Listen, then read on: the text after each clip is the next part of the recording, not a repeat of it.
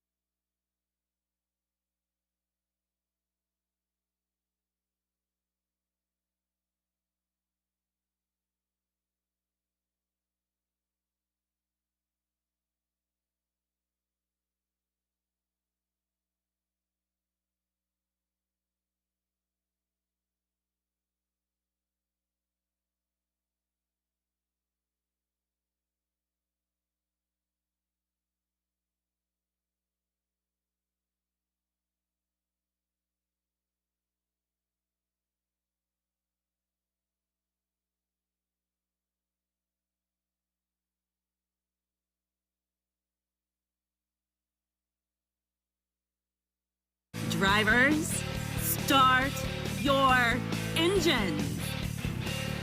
Pull those belts down tight one more time, warm up those tires, hit your marks, and let's go racing, boys and girls. NASCAR, IndyCar, Formula One, Formula E, and NHRA Racing Talk. This is the Championship Racing Network. Now here is your hosts, Steve West and Matt Nicholson, with producer John Myers. Well, in studio anyway, 2 out of 3 ain't bad. Well, how about 1 out of 3? Because Matt Nicholson is actually by phone. Good morning, Matt. How are you, sir? I'm doing well. All right. It's been a while since we did things this way, but, we'll make it work. But you've got some stuff going on at the house, so you'll be with us first hour, correct? Correct, yes. All right. So good to go there, and then I'll cover the second half. And as far as producer John Myers, he has decided to leave us, well, for this weekend. He is up in Virginia visiting friends and family, and we don't have a CRN Live on YouTube. What we have is a Real Talk 99.5 TV. I know that we got the sound there. The picture's coming. John Bird's working on it. It'll get there. It'll happen. John Bird is in studio. We appreciate him very, very much, and we have plenty to get to here. So let's get down to the business at hand, shall we, Matt? Let's do it. All right. Now, last weekend, NASCAR in Indianapolis, and hey, there's the picture. Not necessarily known for first-time winners, but Saturday, O'Reilly Auto Parts Series it was, and Sunday, as it turned out. Oh, foreshadowing. Rodney Childers, kind of known as a Cup Series crew chief, many, many years paired with Kevin Harvick. But when things turned sour for him after leaving Stewart-Haas Racing for Spire Motorsports, he quit. He bet on himself, actually landed in a pretty good spot, landed at Junior Motorsports in the O'Reilly Auto Parts Series, and he ended up calling the shots for Carson Kvapil, and that kept him, the team kept him at or near the front all day. He took great advantage of it, moved out front, leading a Junior Motorsports quartet for the win. I've heard often of like 1, 2, 3 for a team. 1, 2, 3, 4 is a very rare thing. Doesn't happen. I can't even remember the last time it happened. This is the first time it's ever happened. In this series? Because it has happened in the Cup, hasn't it? I think so, but for the O'Reilly Auto Parts Series, it is the very first time in history it's ever happened. Kvapil gets his first ever series win. Justin Allgaier, Moonlighter Ross Chastain, who was team's 9 car, and Moonlighter Chase Elliott in the 88 Star car. Those made up the top 4. William Sawalich 5th, Brent Cruz 6th, Corey Day in the Hendrick Motorsports car, he was 7th. Sheldon Creed, Brandon Jones, Austin Hill fill out the top 10. So as we come out of Indy, we have a new guy in second place. First place, Justin Allgaier, he's checked out. We noted that 2 weeks on the show. He's already locked down the 1 seed, did that real quick. But he now leads second place Carson Kvapil by, get this, 1,016 to 751 points. That's It almost seems a shame that the bonus that he's going to get when we end the regular season here in just a couple of weeks is as small as it is, considering how big of a lead he jumped out to. Yeah, it's insane on that small bonus for sure, no doubt. Let's flip to the bottom part of that. 12 from the O'Reilly Auto Parts Series make the chase. At the chase line is Taylor Gray. Brent Cruz is above the cut line by 6. William Sawalich under it by 7. Rajah Caruth is 30 back. There's still time. Plus, again, we've got Daytona, which is an ultimate wild card, so nothing really locked in yet. Yeah, that is true. All right. Very early Sunday morning U.S. time anyway. Formula E got the back end of their Tokyo E-Prix doubleheader weekend in. And after Cooper Kiro claimed the win in race 1, Mahindra driver Nick DeVries took his team to victory lane, used some strategy, just worked well in the middle part of the race, worked his way up from 5th to the front of the field, goes on and claims the win. Oh, I always like music in the middle there. DeVries bested Nick Cassidy and Jake Dennis. The rest of the top 10 included Oliver Rowland, Jean-Eric Verne, Norman Nato, Nico Muller, Taylor Bernard, Max Gunther, and Zane Maloney, a name that we don't really talk about often. You want to know why? He drives for Lola Yamaha, so they get a rare top 10. Jake Dennis comes out of Tokyo with a points lead over Mitch Evans, 146 to 144. Rest of your top 5, Pascal Wehrlein at 141. Oliver Rowland, 132. Eduardo Motora holds 116 points. All of them with a chance, maybe slim, to claim the season title. And I say with a chance because there are 2 more races to go. Final weekend for them will be a doubleheader weekend. It'll be in London, England, but that's going to be later this month, not this weekend. Yep. In the team title chase, Jaguar leads Porsche 257 to 243, so that's not settled. And technically, Andretti and Mahindra are alive in this at 211 and 210, but they're going to need a lot of help. In other words, Jaguar and Porsche falling flat on their faces for them to get a chance at the victory. 166 for Citroën, Nissan 151, 130 for Envision. Cooper Quiro's up to 115. DS Penske not doing well this year. They're hoping next year it'll be a little different here once we get the new generation. They're going to lose DS, though, as a title sponsor. It'll just be Penske Racing next year, 56 for them. Lola, Yamaha, with a top 10, they actually are up to 35 points. Congratulations. By the way, Porsche's all but locked up the manufacturer's title with 448. They really only need to start the first race of the season-ending doubleheader weekend coming up here in the middle part of this month to claim the title, with Jaguar holding 351, so it's an almost 100-point lead.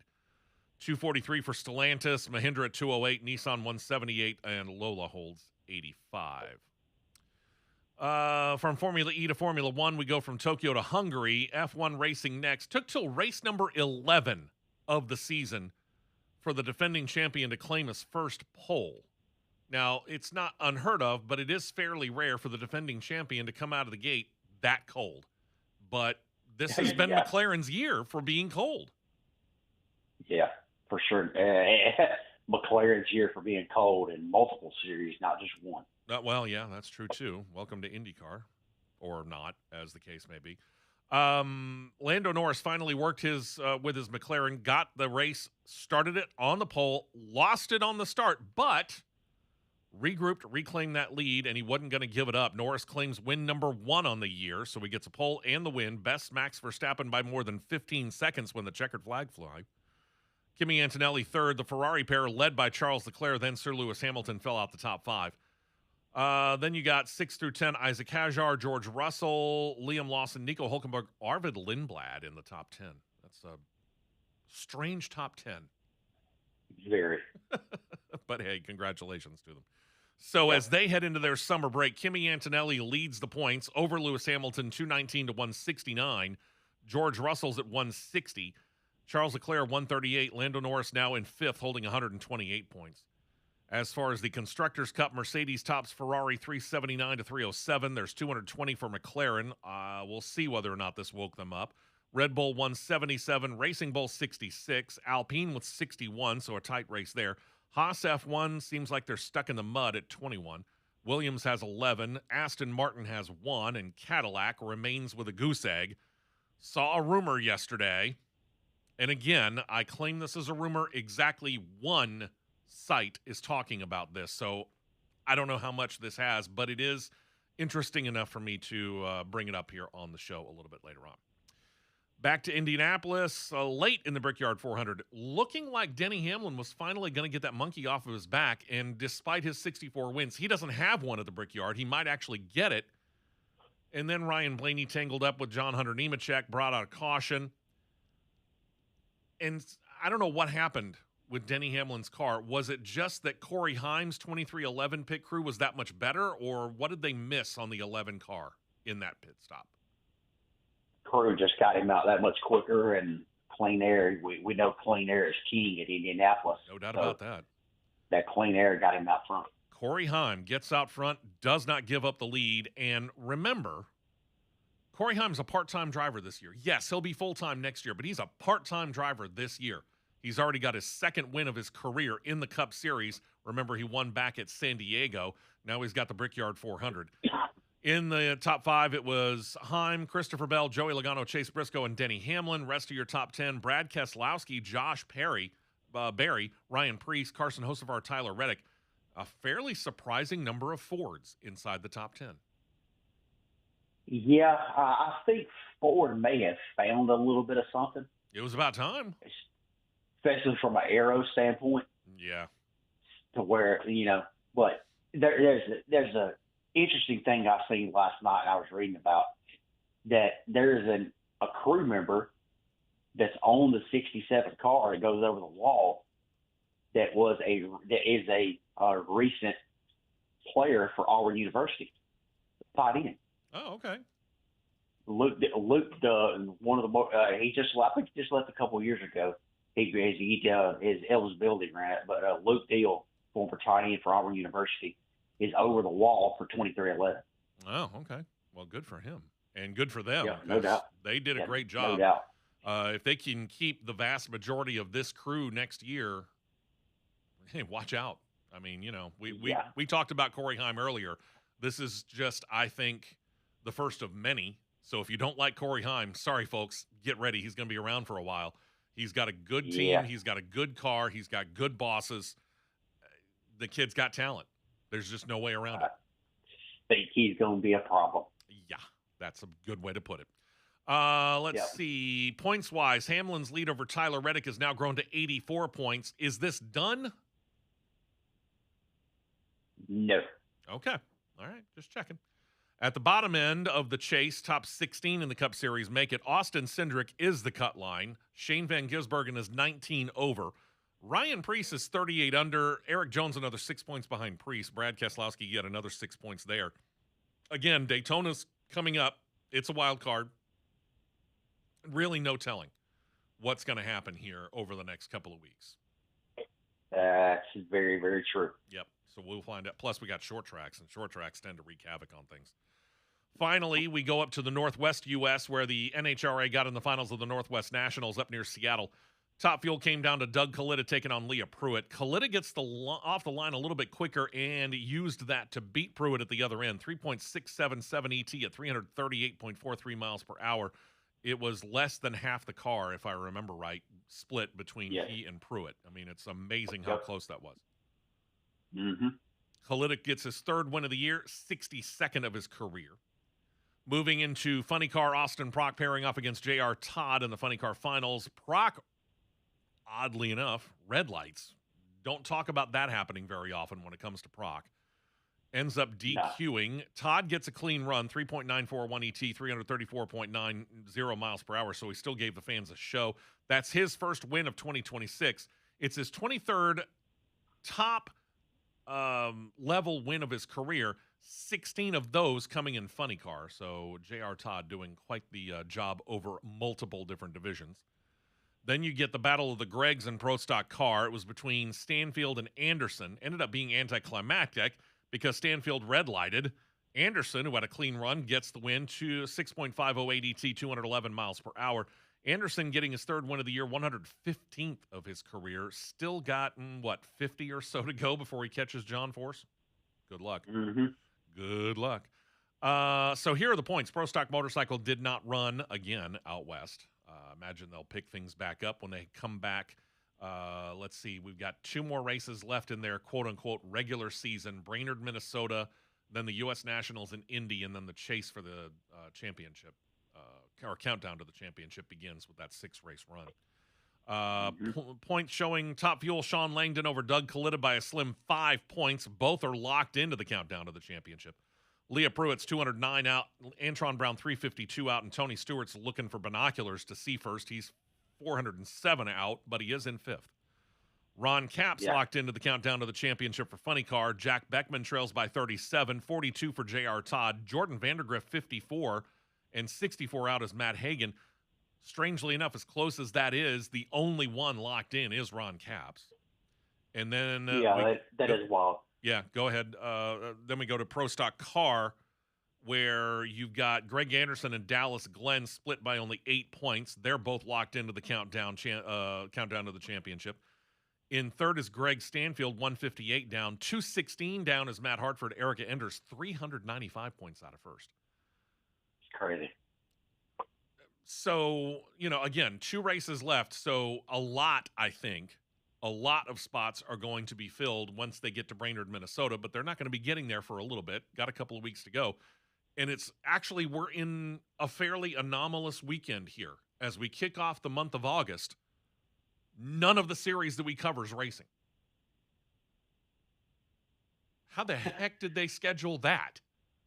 That's a rarity for sure. That is a rarity. And the funny thing is I start working on this early in the week. I start doing like the race recap and the schedule for this coming weekend and all that on the Monday of this week. So yeah, I've been working on this thing for 5 days. And I went through and I checked every single series and I went, wow. And then a couple of days later, I'm like, did I really read that right? And I went back and I rechecked the schedule for every single series we cover, and it's right. Well, on a lighter note, if anybody wants to see any type of racing, we can get some YouTube links shared for leagues that I compete in for iRacing, because tomorrow I've got to compete in one of my league's all-star races. And then right after that, I've got another league race to run at, of all places, in Watkins Glen. Well, there you that go. I am very terrible at. So I'll tell you what, we'll do that. Now, there is some on-track action, which we're going to talk about here in just a couple of moments. But first things that we need to do first, we need to take that first break of the day. And when we come back, we're going to lead off with IndyCar, because this week they finally took the wraps off and gave us a look at the IR28 chassis and body. And they're going to put it out on the track this weekend and give it its first runs in anger, I guess maybe. So we'll talk about that when we come back. That's next. We're just getting underway right here on CRM. We will be right back with more on the Championship Racing Network.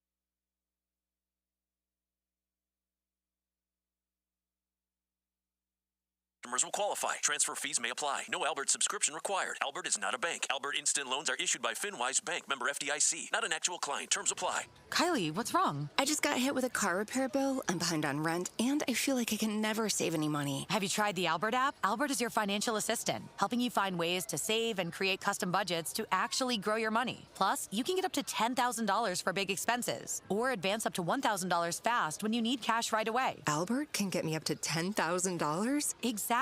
Albert spots you in a pinch and helps you grow your money in the long run. I'm downloading Albert right now. Download the Albert app and use promo code GO to borrow up to $10,000 for whatever you need. The Albert app helps you budget better and save more money, so you reach your financial goals faster. Download the Albert app right now and use promo code GO to borrow up to $10,000. Use code GO to borrow up to $10,000.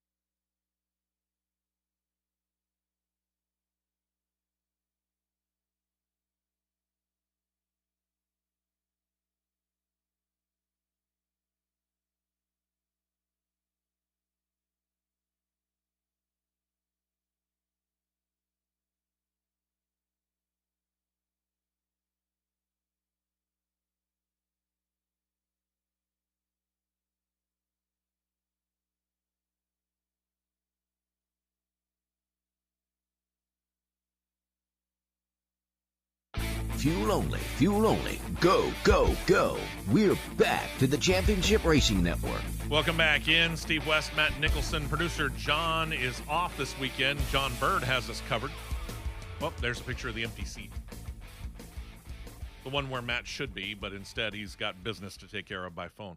First things first, though, we want to take care of some business of our own and thank the fine folks at Siluria Brewing Company for being such great partners with us here at CRN. And some of the stuff that they got coming up, they got a brand new small batch. The amazing brewer that they got, Josh, has gotten a little creative, and he's created a small batch series. So a couple of new brews, and they're going to be coming out here real soon. I'll let you know the date as soon as we find out. Plus, you got all the other great stuff that's coming up here, and not the least of which is what I do, which is every Friday night, I do music trivia. Did it last night. Had a great turnout, 14 teams in all. It was a lot of fun. Had the place rocking. It was a whole lot of fun. But coming up, first Friday of the month of September, and then the first Friday of the months of September, October, November, December, they're all going to be themed. September music trivia will be all 70s. October music trivia all 80s. November music trivia all 90s. And in December, that first Friday, the theme will be all 2000s. In other words, 2000 to 2009. So if you think you're an expert, set it up. Friday night, first Friday of the month, starting in September, 70s, 80s, 90s, and 2000 to 2009. If you don't know where Siluria Brewing Company is, it's in Alabaster at the old post office located at 145 First Avenue West in Alabaster. Get over there. Tell Jill, tell Karen, tell Danny, and everybody else that's over there. Good grief, the whole crew. They do such a great job, and we appreciate them hosting us and supporting us here at CRN. And check them out on the social medias because there's always stuff going on over there above and beyond just that. All right. So here we go, Matt. There is on-track action this weekend, not necessarily in racing, although I get the funny feeling if these two guys get out there, they'll probably, at the same time, probably try and get after each other. Probably.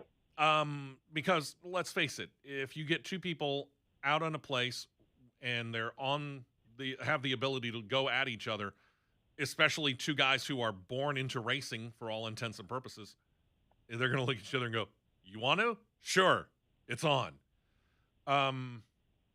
We mentioned this, by the way, a couple of weeks ago, and this is something that has been a while in the making. The new IR28 IndyCar chassis. And we talked about how it was set to make its on-track debut. We were waiting for details of it.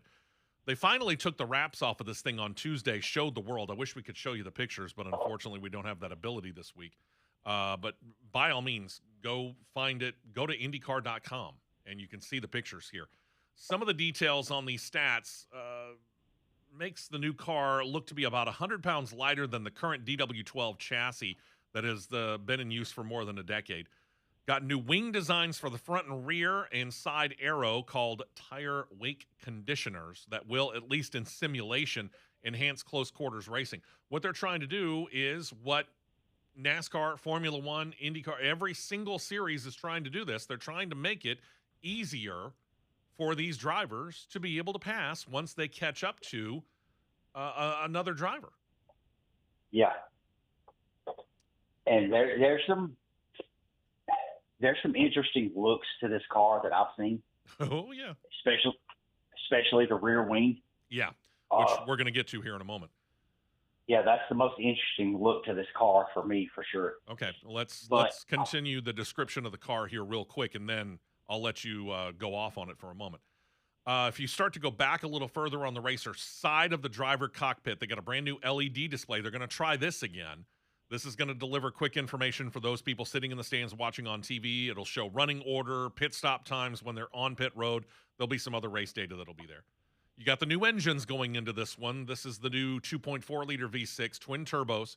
Reportedly, these engines will be capable of spinning up to 12,000 RPM. They call counter-rotating turbos. You're the resident driver. Counter-rotating turbos? What the heck does that do? To be honest with you, that one stumped me because I've never heard of a counter-rotating turbo. All right, then. They say that this engine package with the hybrid system should come in at between 750 and 775 horsepower. This is an increase in the horsepower, number one, and they're stating that this is a lighter vehicle by about 100 pounds. So we're talking an increase in speeds. The hybrid system going to be new as well. This is about 20 pounds lighter than the current system, more energy storage than the current setup. Engine cover going to have a transparent panel in it, allows for Chevrolet and Honda and any future engine provider a chance to show off their work. We'll get back to the weight loss and speeds and the horsepower, all of that in a moment. Again, kind of describing the car here. For drivers in the cockpit, yes, the aero screen continues on. New air intake has been now integrated into the nose cone to allow more air to get in for the drivers. The aero screen has been made lighter but stronger, they say, than the current generation. And the chassis comes with a new suspension as well. They call it custom axis inertiance. I'm still waiting on details about that. Yeah. Okay. And then finally, you talked about the rear wings. And these are interesting because there are actually, depending on what track you are racing at, it is a different wing. Two rear wings. Yeah. Rides taller and wider than the current generation of Indy cars. A little bit more like Formula One, truth be told. Especially for the street and road courses, going to be very similar to the Formula One rear wing. Does not have the flap that opens, but otherwise the wing looks very similar to an F1 car's. Then you go to the oval tracks, like Indianapolis. The wing has a little bit more of a boomerang or a swept look. Think fighter jet, for example, from the top. Yep.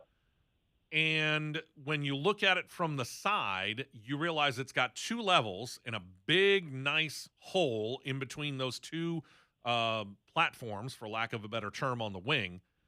It really kind of looks like the aforementioned F1 wing when they have the flap opened up. So theoretically, more speed on the oval tracks while at the same time keeping downforce on that car. Yeah, that's the one that gets me the most is actually the road course wing that's got the wide open spot in the middle of it. Right. Because if you was to if you was to add something, a component in there, just like what F1 would have, you basically would have DRS on the Indy car. That's true. Yeah. So that's the most interesting part. But the other parts of the car I really like because the car looks sleeker to me. It does in a lot of ways. Yeah. I mean, I agree in what the initial assertions were on this, the initial impressions by some of the drivers when they first saw this chassis. They went, this isn't really revolutionary, it's more evolutionary. But you can see the evolution of the DW12 chassis and body into what is going to be the IR28. You can. You absolutely can. And it's a good-looking car. Now, it's not a bad-looking car at all. No. Siri says that this new chassis with the new powertrains, the new updated rear wings, especially that oval track rear wing, should have the cars ready and set to break track records beginning in 2028 and beyond. Again, light, more powerful, good downforce, should make for a good recipe for more speed, right? Yeah, every single ingredient is there. So there's no doubt about it. That brings us to the question here. Is that magical number of 240 miles per hour in Indianapolis for the Indy 500 in qualifying trim? Obviously, they're not going to run it in race trim. But could 240 be possible? I mean, you're talking what? 6 miles per hour, I think? 6-7 miles per hour? Generally? Yeah. Generally. Yeah. Give or take. Yeah. Give or take, yeah. Okay. So it'll be interesting. The key thing for me on that one is going to be seeing what the trap speeds are. If the trap speeds are touching 243, 244, yeah, 240 is in reach. Yeah, you're in the right neighborhood. Yep. All right. First testing, as I mentioned, takes place this weekend. It'll be at the Brickyard. One Honda, one Chevrolet driver doing the testing. They are Alex Palou and Alexander Rossi, to be specific. Two very good guys, obviously, multiple-time champions in the situation of Alex Palou.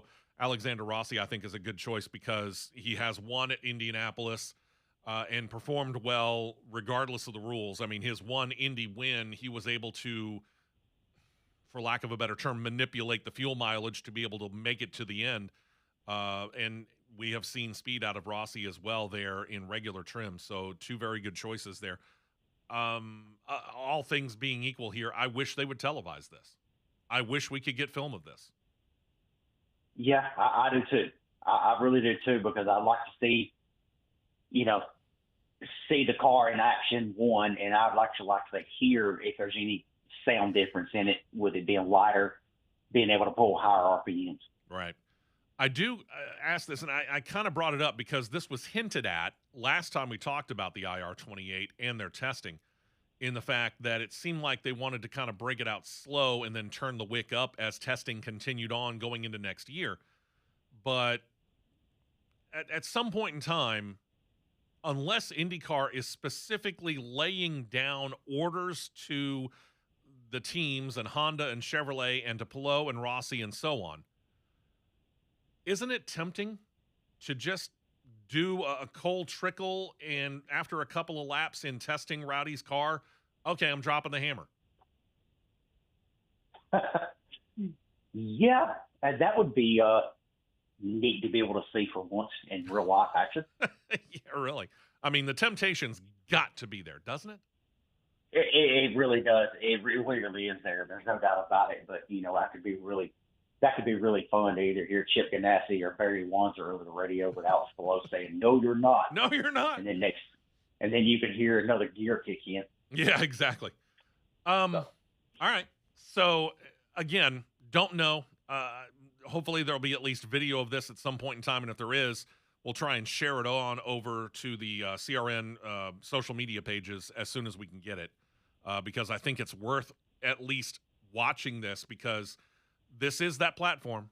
They've got to, now that they've got it built, they got to get it out onto the track. They got to work out all the bugs. And that's why I think that they're going to be artificially limited, at least for now, despite the fact that they're putting it out on Indianapolis. I think they're going to be artificially limited for now. But as the testing goes on and they get more and different drivers in there from more and different teams from the Honda and Chevrolet camps, they'll eventually start really turning up the heat on this thing, and it won't take too long, I don't think, before they'll get up to full power, because the drivers will demand it, especially if this new dynamic suspension that we can't figure out what the heck it means is actually as good as they're at least touting it to be. Yeah, for sure. Okay. All right. We'll find out. Let's go ahead, Mr. Bird, and take our next break here. And when we do this, we're going to come back and we'll switch our attention to NASCAR's Cup Series. Talk about the last race of the in-season challenge, which almost seemed anticlimactic in the grand scheme of things, but we'll talk about it anyway. And silly season continues on. Again, no CRN Live on YouTube, but we do have Real Talk 99.5 TV and getting into some chats over there already, and appreciate everybody being willing to go there. So if you want to be in contact with us, you can call, you can text, or on YouTube. Stay right here for more on the Championship Racing Network.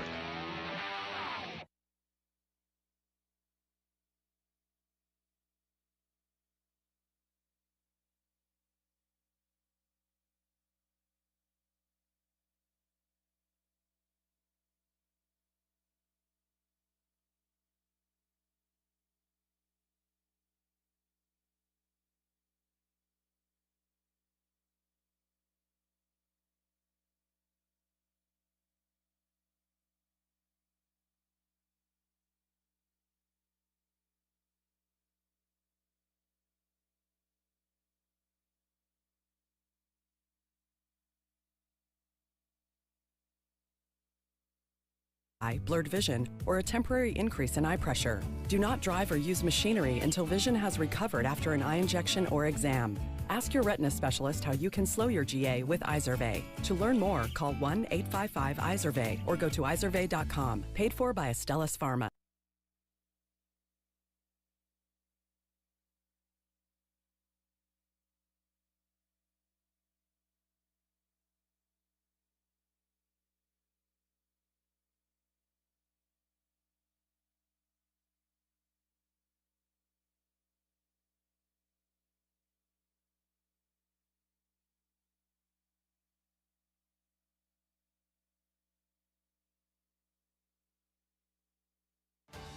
Someone had a birthday. Yep, 50. Can't believe it. 50 years of wisdom. Great segue. We have a health reminder from the CDC. Pneumococcal vaccination is recommended for adults 50 or older. Says here, we're over 6 times more likely to be hospitalized with pneumococcal pneumonia than adults under 50. I don't love those odds. Same. Look what I found. Pfizer's Prevnar 20 is proven to help protect adults against pneumococcal pneumonia and invasive pneumococcal disease in just 1 dose, and millions have already gotten it. Continued approval may depend on a supportive study. Don't get Prevnar 20 if you have a severe allergy to its ingredients. A weakened immune system may lower your response. Common side effects include injection site pain and swelling, fatigue, headache, muscle, and joint pain. For full prescribing information, please call 1-855-213-2138. Visit Prevnar20.com or talk to your doctor or pharmacist. I'm on Prevnar20.com now, scheduling my appointment. Good idea. And happy 50th.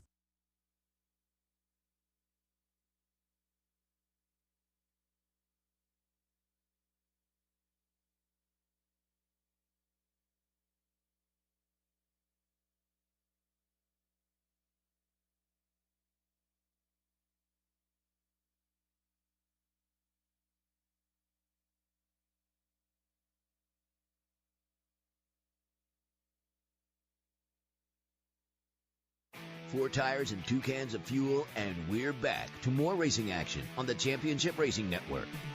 Welcome back in. Steve West, Matt Nicholson by phone, at least for the next segment. I want to get into some Cup stuff here because while most of us were probably paying much more attention to the fact that part-time Cup driver Corey Heim gets his 2nd win of the season already, there was that race within a race, and it was the finale of this year's in-season challenge coming down between Ryan Blaney and Todd Gilliland. And, Matt, you were on Gilliland's bandwagon going into the Final Four. When Blaney qualified in the top 15, Gilliland was stuck in the mid-20s.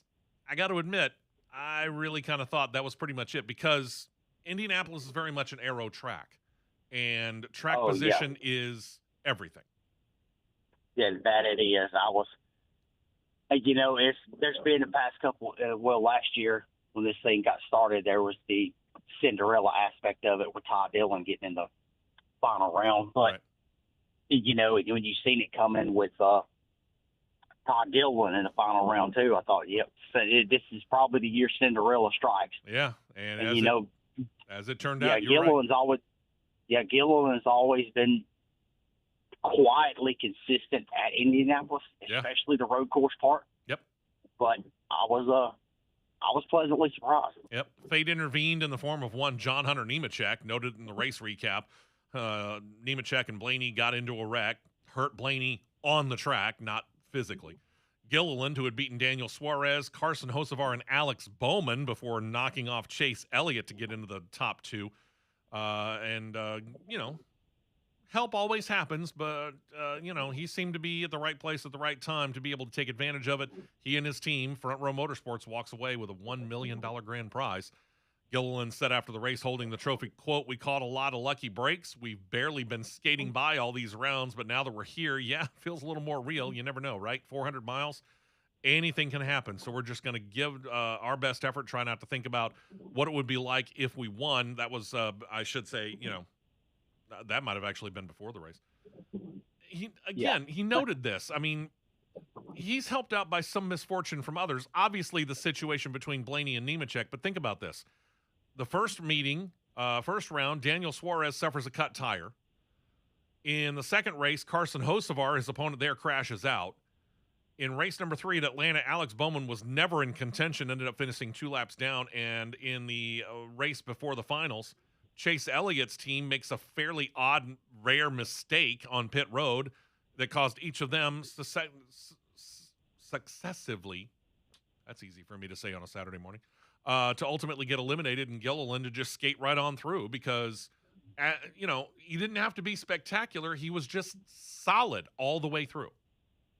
Yeah, he was. There you go. He was.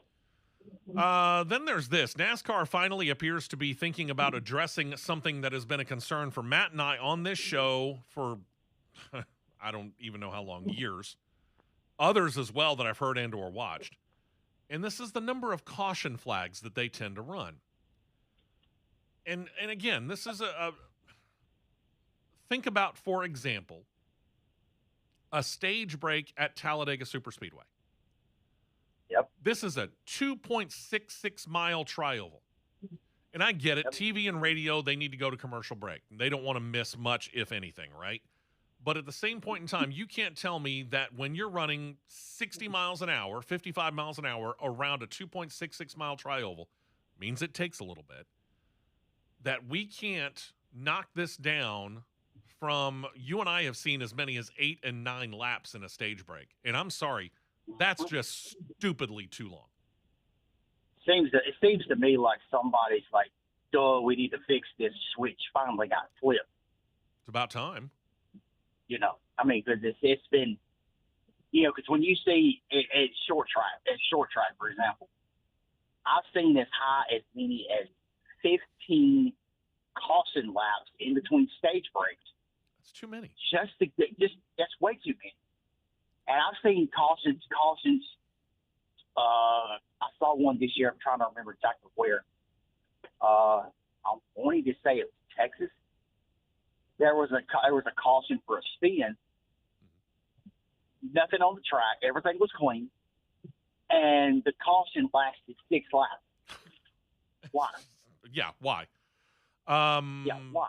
NASCAR VP of Racing Communications got to talking on the NASCAR podcast Hauler Talk this week. This is Mike Forty. Said that officials were talking during last Sunday's race about the number of laps that had run under yellow and trying to minimize them. Now, here's the thing. A yellow was shown near the end of both the first and second stages at Indy, led to a total number of laps run under caution at the Brickyard 400. And keep this in mind, this includes stage breaks as well.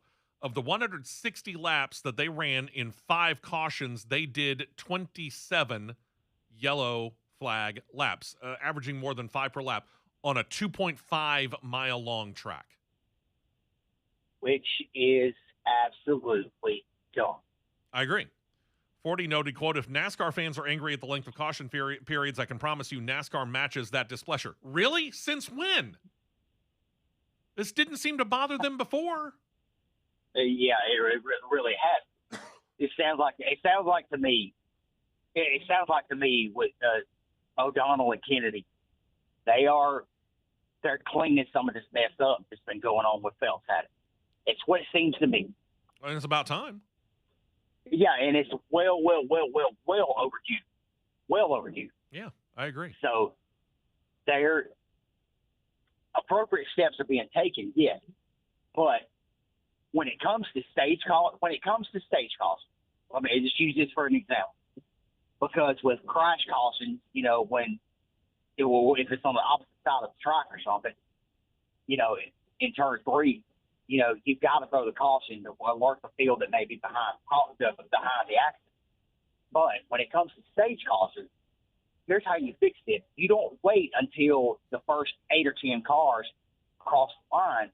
When you know you're coming to the stage caution, you don't throw the green and then wait to throw the caution. You throw the green and the green and checker at the caution at the same time. I like that. You slow the field down. You deploy the pace car. Say you deploy the pace car at the very next at least half a lap. Mm-hmm. You get deployed, catch up. You open pit road automatically because you have no impediment on track. Right. Open pit road automatically. That way, cars can do their pit stops. Everybody come on in. Next lap, anybody's lap down, do that then. And then coming back around next time, you choose. All right. You're at a maximum of 3 laps right there.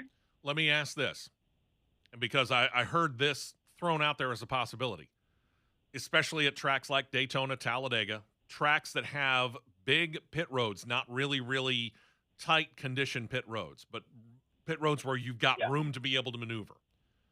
Right. Toss out that rule that states that lead lap cars get it and anybody a lap down has to wait until the next lap. Open it up for everybody if you got the room on the track. I get it. Pit road can be chaotic, but if you got the room, let them all pit all at the same time. Don't matter whether you're a lap down. Yeah, you can feasibly do that. Very feasibly.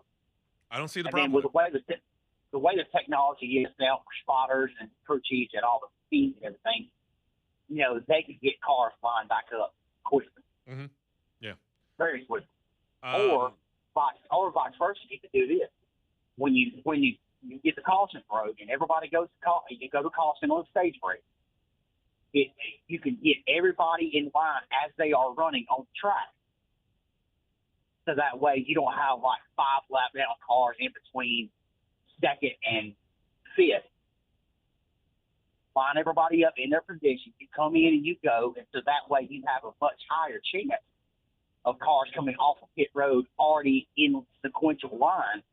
So that way you don't have to spend extra laps resetting the field. Yeah, get back up to get ready to go green that much faster.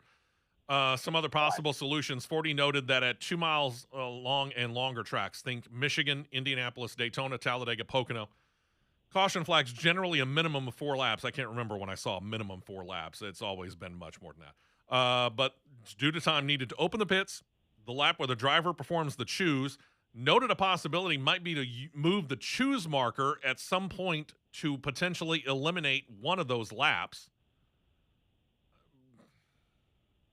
Could you do it coming off a pit road? Well, and within technicality, was you could, but you would have to change the blend line rule. Well, I mean, they already got to go around, like taking Talladega. They come off pit road, they got to go around the track. They got to go, they can't blend back on until they get to turn number 2. Could you put it down there? I mean, we got a whole lot of apron room out there coming off a pit road until you get to turn 1. Could they put it down just past like the start-finish line? And as you come off a pit road, do that choice right there? Technically, yeah, you could, but where it's at Talladega, take it and move it, I don't know, some 50, 75 feet below where it's at now on the apron. Yeah.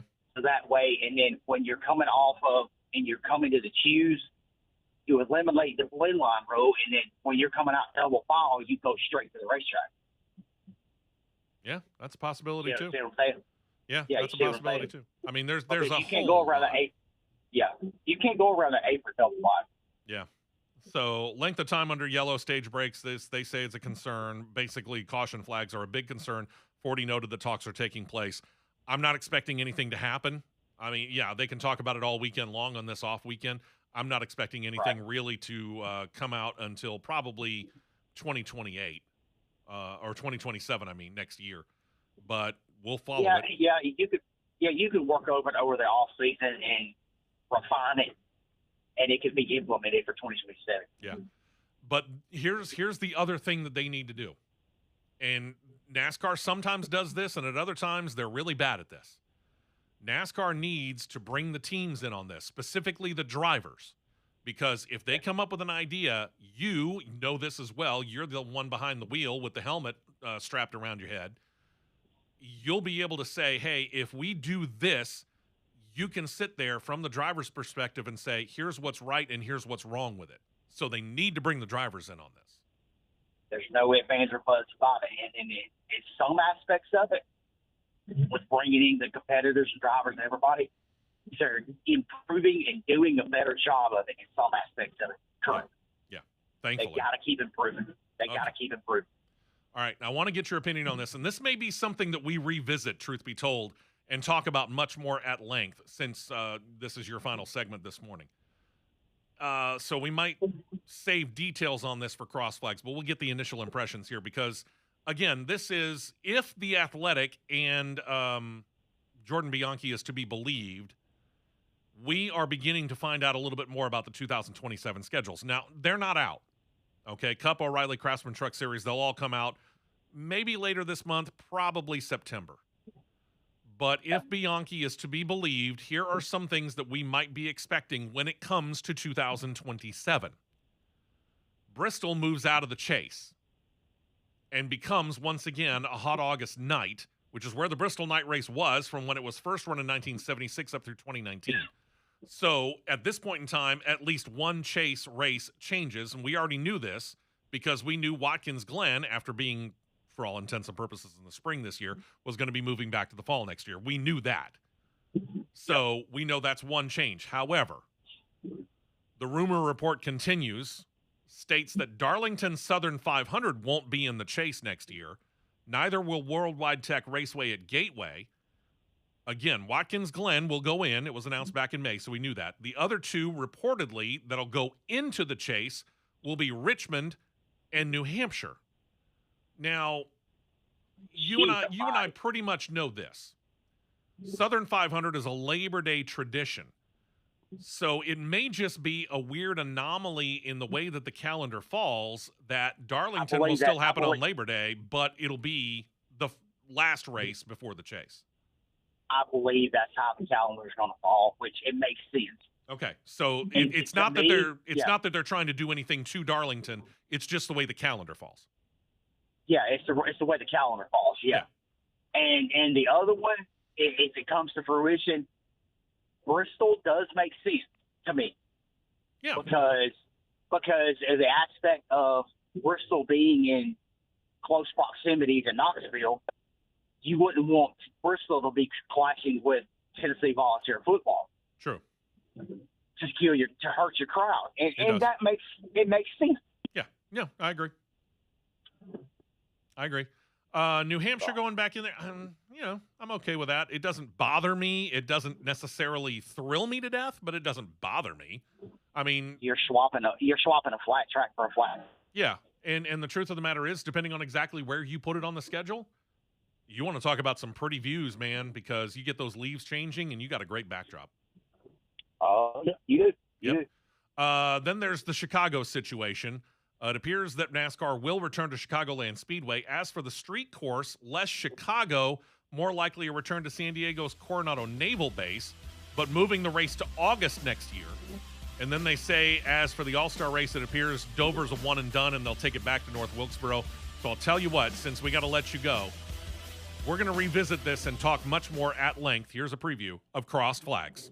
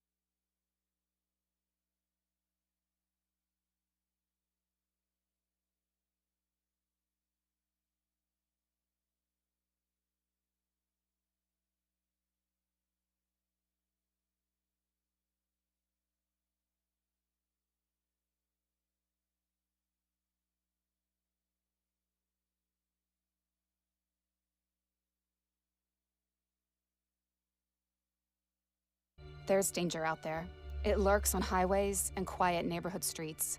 It's more likely to kill you than a shark, and more terrifying than the biggest snake.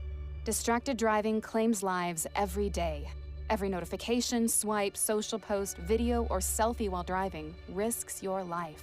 So while you might think public speaking or the zombie apocalypse is scary, what's really terrifying and even deadly is distracted driving. Eyes forward, don't drive distracted. Brought to you by NHTSA and the Ad Council.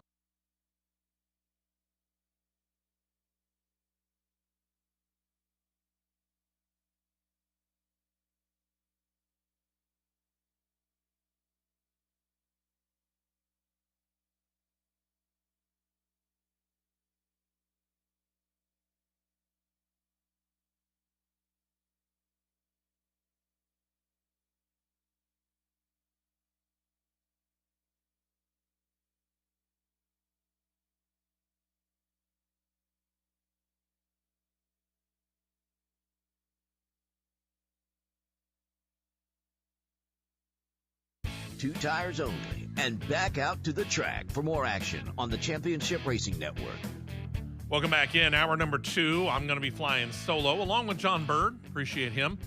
He's watching the text line, so if you send in a text, by all means, you can. 205-545-9950. That's the phone line. You can call in as well if you got something on your mind. And we're on Real Talk 99.5 TV on YouTube, where I'm in conversations with Keith and Jeff. And, let's see, who else is there? Those are the two main ones there, but we've been in quite the bit of a chat here. Keith mentioning the fact he'd like to see them do away with cautions at the stage break, still award the stage points, but keep it going.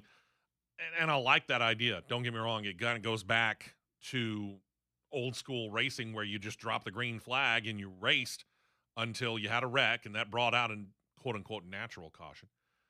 But you would race until the checkers without necessarily doing an artificial break for something. But I go back to the World Cup. And Fox, who has, of course, the very first part of the Cup Series schedule, Fox ended up getting the World Cup this year, right?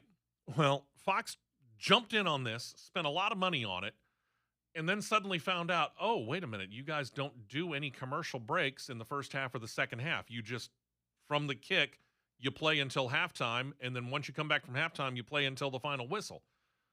Can we do something about that? Well, it was in the middle of summer, in a very hot summer here in the United States, so FIFA decided, okay, yeah, we'll come up with a hydration break, which gave them a commercial break. It's all about the money, man. They want TV and radio, specifically TV, especially now with the rights jumping up as much as they are, as far as monetarily, they want to make that money back. And the only way to do it is through commercial revenue. And I know that there are people that listen to radio and watch television and they get and realize something, you know, they get annoyed by, oh my gosh, they're in commercial break again. Just remember, it's how we make money in this business. And if we can't make money, we can't be in business. We're not a non-profit organization here at Talk 99.5 and ABC and Fox and NBC and CBS and USA and Amazon Prime even. They're all in business to make money. And that's how they do it. Can it be annoying? Yeah. From a person who is in the business, I'll tell you, yes, it can be annoying. But it's a necessary evil. John Bird will tell you that too. All right, so what else is going on in the world of racing? Well, we're talking about Cup Series news here from hour 1 to hour 2, and RFK Racing, they may not have a charter for that number 60 car next year, but they have committed to Ryan Preece. They announced last weekend that the team already exercised their option on Ryan Preece's contract. He'll be in the number 60 Ford in 2027. Keselowski noted that despite waiting on the announcement that the option was actually picked up, in his words, quote, a few months ago. Now, Preece is still seeking his first points race win in the Cup Series. He did win the preseason clash at Bowman Gray. But in 243 career starts, he does have 2 poles, 33 top 10 finishes. 4 of those are this season. He sits 18th in points. We talked about that. He's about 30 points or so out of the chase right now. Could make it in. We have seen Ryan Preece is a short track ace by most people's ways of looking at him. So the next couple of races that he's dealing with Daytona notwithstanding, places like Iowa and Richmond and so on, these do tend to feed into his strength. And he's been a lot more consistent this year than what we've seen over the last couple of years. So yeah, he's got a better than even chance of getting in there. Speaking of crossed flags, again, we'll revisit the scheduling situation and the rumors from Jordan Bianchi of The Athletic coming up on this coming week's crossed flags. But on the most recent one that we put out, we talked at length about this. So I'm not really going to go in depth on this. I'll just invite you to go and check out Cross Flags on CRN Live on YouTube, and you can catch each and every episode if you subscribe. But next year's Daytona 500 is going to see one driving career come to an end in the form of Jimmy Johnson. He's going to jump into the Legacy Motor Club number 84 Carvana-sponsored Toyota one more time. Ooh, wait, there's a detail on that that's wrong. If you missed crossed flags, you missed a lot. So again, go back and check on it. But the quick note here, NASCAR, Rick Hendrick, and Ally Bank, the sponsor, all agreed to let Jimmy Johnson use the number 48 one last time before ending his driving career. So next February, when the Daytona 500 gets underway, and all the practice and the qualifying and all that, Jimmy Johnson will once again drive the number 48. It'll look weird on a Toyota, but it'll be there. So NASCAR had to approve it. Rick Hendrick did approve it. Ally Bank had to approve it. And that leads us to wondering who's really going to sponsor this. Because no disrespect to Carvana, which has been solidly by Jimmy Johnson since he left NASCAR, went to IndyCar. Is there a chance we could go back and get a really nice throwback and get a Lowe's paint scheme? We talk about all that on the Cross Flags podcast. As for Jimmy Johnson, it's been a week for him. All right, so the announcement coming for next year's final ride of the Daytona 500. Then on top of that, he announced more of those investors in the Legacy Motor Club Cup Series team. Now, we already knew Darius Rucker, the country singer. He was the first one announced. Then we had celebrity chef Guy Fieri. Johnson says he has a number of celebrities in as part owners or investors. Johnson revealed the next set of about 25 to 30. I want to say I heard a number was 27 at one point in time. So we'll just leave it at 25 to 30. This latest group, largely, comes from IndyCar. His friends from his couple of years in IndyCar have come in, and they are now partially owners of Legacy Motor Club. They include four-time IndyCar champion Dario Franchitti, Indy 500 winner Tony Kanaan, and six-time IndyCar champion Scott Dixon. This one's the interesting part for me because it was Scott Dixon who just recently got to talking about how he felt like NASCAR races were too long and a little boring. But yet he becomes an investor. What, was he throwing up a smokescreen? What's the real story there, Scott? But hey, welcome in. But wait, there's more. Turns out those weren't the only ones mentioned. Those three also added on to by two-time National League Most Valuable Player winner Bryce Harper, six-time All-Star Chase Utley, both of those coming from Major League Baseball.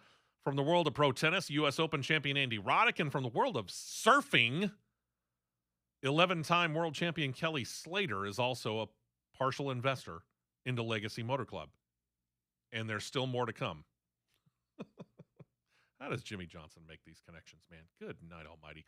Johnson said in a statement, quote, "This is not a traditional ownership group. It's a collection of people who understand competition, leadership, innovation, storytelling, and how enduring organizations are built. They come from different worlds, but share a common belief that legacy can become something fundamentally different within motorsports and culture." I can see where he's coming from. It's why Michael Jordan jumped in with Denny Hamlin on 2311. It's why Pitbull jumped in with Justin Marks on Trackhouse. Now, granted, he's no longer part of the ownership group, but it's why he did it in the first place. We're seeing celebrities getting interested in this. And it's not just NASCAR. It's not just F1. I mean, yeah, you know, Deadpool himself, Ryan Reynolds, is one of the celebrity part owners of the Alpine team. But we're seeing celebrities become much more involved in sports of all kinds, truthfully. But racing is one of those that they see big benefits to. So keep it up. Best thing that I can say about it. Strangely enough, though, Rick Ware Racing undergoing some changes here. They're going to sell at least one, maybe both of their charters. But in the meantime, the leadership is switching too. Tommy Baldwin Jr. is out. Tommy Baldwin, who has been RWR's competition director since April of 2023, gone. He got to talking about it on a podcast this week, said this, quote, "I'm no longer with Rick Ware Racing. We decided, Rick and I, that our expectations are not aligned anymore. So we decided, without ruining our friendship, which we really have a good friendship, it was decided that we were going to go different ways." Baldwin added that he was looking at some options, wants to continue his career in NASCAR. And in the meantime, while evaluating all those options, he'll assist his sons, Jack and Luke, who have both gotten into racing themselves. As for Rick Ware Racing, they have yet to announce a replacement for Baldwin. And I hate to say this, but this may be the best thing for Tommy Baldwin. Because Rick Ware Racing, I don't see them. Rick Ware's got a great passion for this sport. There's no doubt about it. I just don't see them performing on the track. They rarely, if ever, do. On some rare occasion, you might see the number 51 car, regardless of who's driving, Cody Ware for the most part, Rick's son. You might see them grab an occasional, and I mean very occasional top 10, but most of the time they're a back marker. And that's sad, and I hate it because I know of some of the people that are there. I know some of the people that are there. And they're good people, but they just don't have the financial wherewithal and the resources to be able to go in and become even a solid mid-level team. They just don't have it. And it's sad for them. I hate it for them. But, in the end, for Tommy Baldwin Jr., this may be the best bet for him. It's weird to say. And then sad news from the world of NASCAR. Word over last weekend of the passing of the first ever winner at Talladega Superspeedway, Richard Brickhouse. Brickhouse, born Richard Fleming Brickhouse, October 27, 1938 in Wilmington, North Carolina, grew up racing around in road cars, said later in life, quote, I stayed in trouble with the Highway Patrol, lost my first license 3 weeks after I got it. Was racing on Highway 421 with some friends. Ended up working his way through the racing ranks, and in 1969, when Big Bill France opened up the massive Talladega Superspeedway that we all know so well, some drivers got worried that the tires would not survive the high speed, so they boycotted the race. Brickhouse, on the other hand, said, you know what? I'll do it. Decided to jump in, claimed his first ever win at NASCAR's biggest, baddest track, as it's now touted.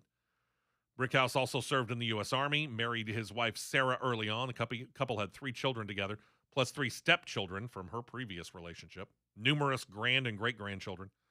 Cause of death wasn't revealed, but he passed away at his home in Rocky Point, North Carolina, last Friday evening. Friday a week ago. We didn't hear about it until middle of the week. Richard Brickhouse, the first ever winner at Talladega Superspeedway, was 87 years old.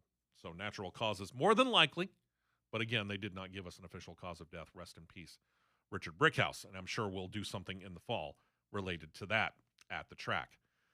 Let's see, a couple of more notes here. One more note in the Cup Series. NASCAR, kind of like IndyCar. For that video game, the annual video game, they're working with iRacing Studios now. As of Wednesday, they have now put it up for pre-order for PlayStation 5, not 4, Xbox Series XJS, and PC through Stream. Among the updates are something called Dynamic Track Technology, cross-platform multiplayer options, burnout celebrations, and more. NASCAR 26 will be building upon last year's game with new and improved game modes, including an enhanced career mode, a facilities feature, team upgrades. They eliminate the playoffs, go back to the chase format, which they did in real life, obviously. There's a training mode and the ability to play against others regardless of the system they and you were using. I guess at one point, I have to admit, I've never played online in any game that I've ever done. But from the way I've always understood it, if you were a Sony person and your friend was an Xbox person, you were a PlayStation, they were an Xbox, you technically couldn't play against each other online? Is that what I'm gathering? And now you can? Okay. Again, I may be misunderstanding it, but that's, at least on the surface, the way that I get it. In addition to the visuals, track renderings like skies, dynamic lighting, and more have been upgraded. The dynamic track system accounts for things not before accounted for: rubber buildup, smoke, debris. There's a reworked tire and brake model as well, and the inclusion of this year that 750 horsepower package for short tracks and such. And for those who love to play in career mode and work your way up through the system, you can now choose to go with the Ram truck in the Craftsman Truck Series.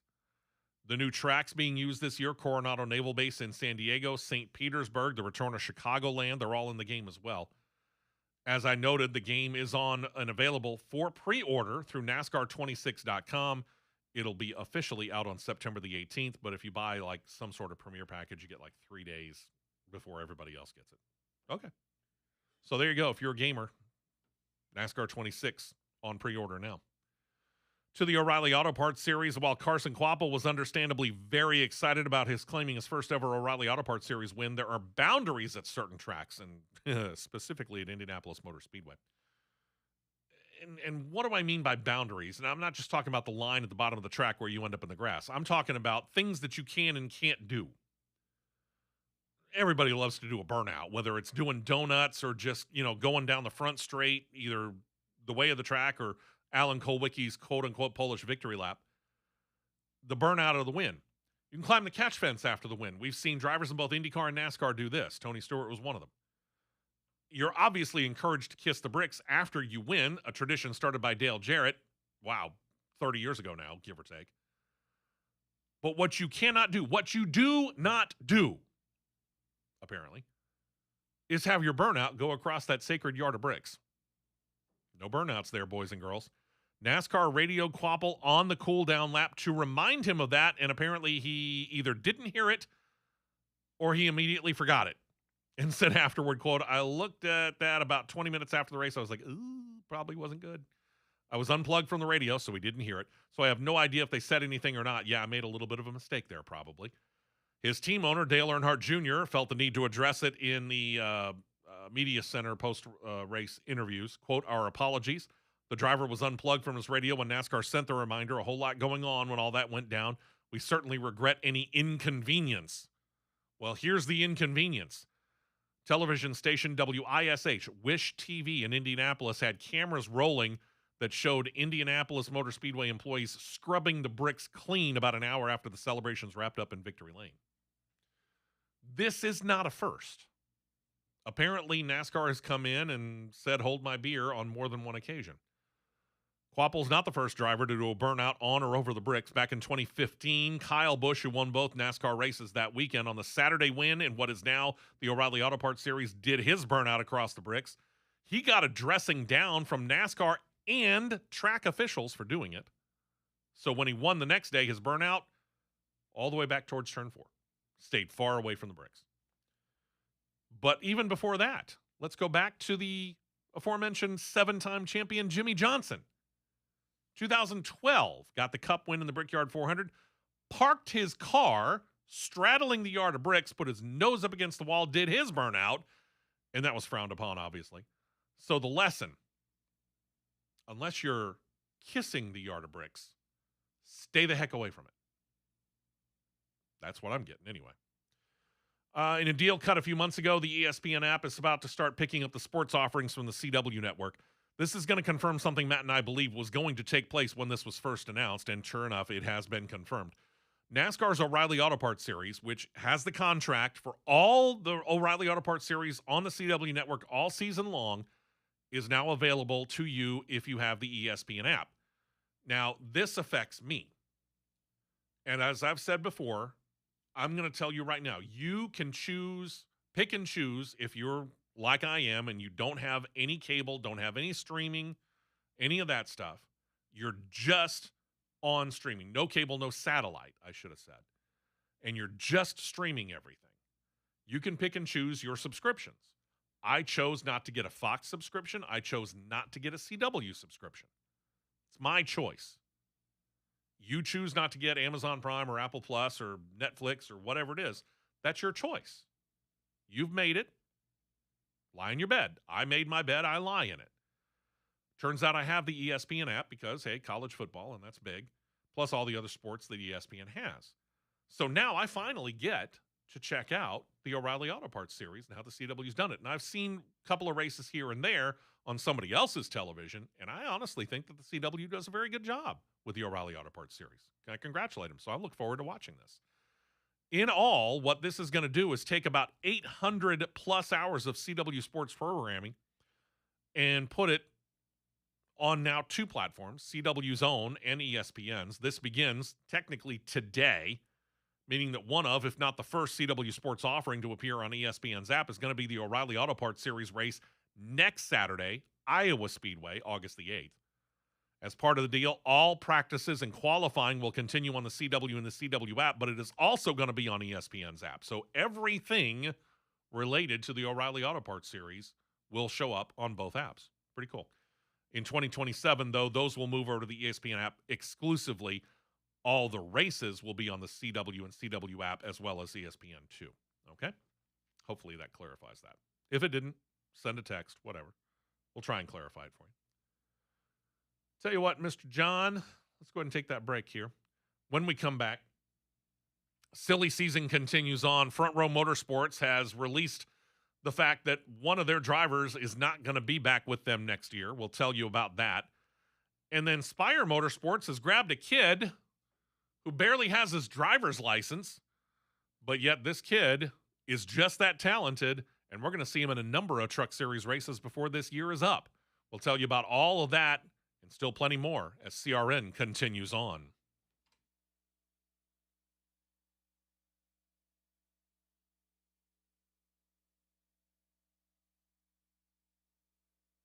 So a working mom who cares deeply about making sure every child with a disability thrives by getting their access needs met. We've got a trusted ally by our side. Easter Seals provides children and families the foundation for lifelong success through early learning programs, skills training, and prep for college and career. That's my Easter Seals. Make it yours. Join us at easterseals.com. If Twisted Tea Hard Iced Tea was your best friend, it would be the kind of friend that starts an impromptu dance party in the supermarket aisle that turns into an all-day pool party rager at your place, and you don't even own a pool. Twisted Tea Hard Iced Tea turns any day into a legendary adventure. It's smooth and refreshing real iced tea with just the right kick of alcohol. Twisted Tea Hard Iced Tea. Keep it twisted. Twisted Tea Brewing Company, Cincinnati, Ohio. Please drink responsibly.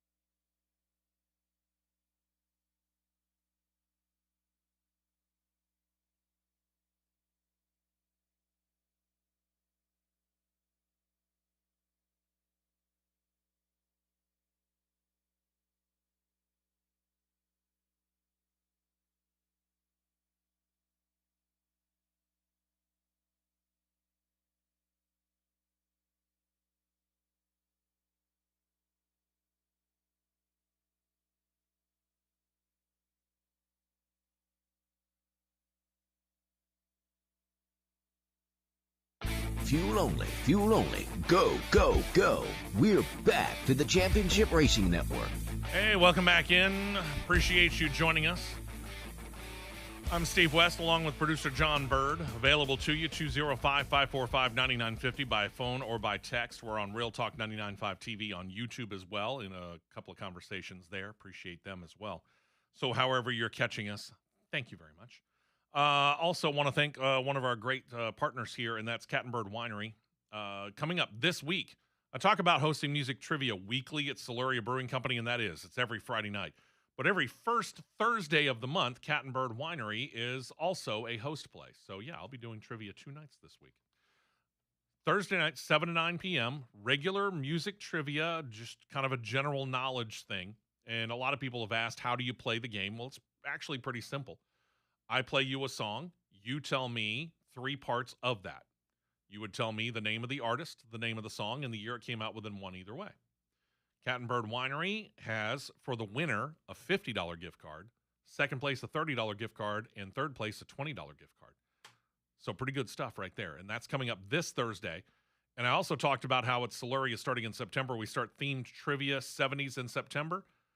First weekend, or the first trivia, or the trivia game in the month of September at Cat and Bird Winery, at the request of the folks at the winery, it's all 80s. So I get a preview. I got to make up 2 all 80s lists. One in September for Cat and Bird, and one for October for Siluria. It's going to be a lot of fun. Today, kind of a regular day, just open noon to 6. As usual, all the great stuff that you would expect there. Got the pavilion open, got fans out there, so, you can cool off a little bit. Rain is expected, thankfully. You're underneath the pavilion. You don't have to worry about that.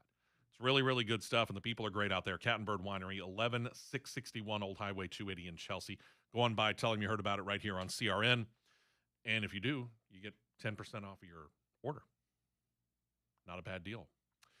Craftsman Truck Series news here. Front Row Motorsports put out a statement this week, and now we know that Chandler Smith is not going to be back to drive their Craftsman Truck Series number 38 Ford truck in 2027.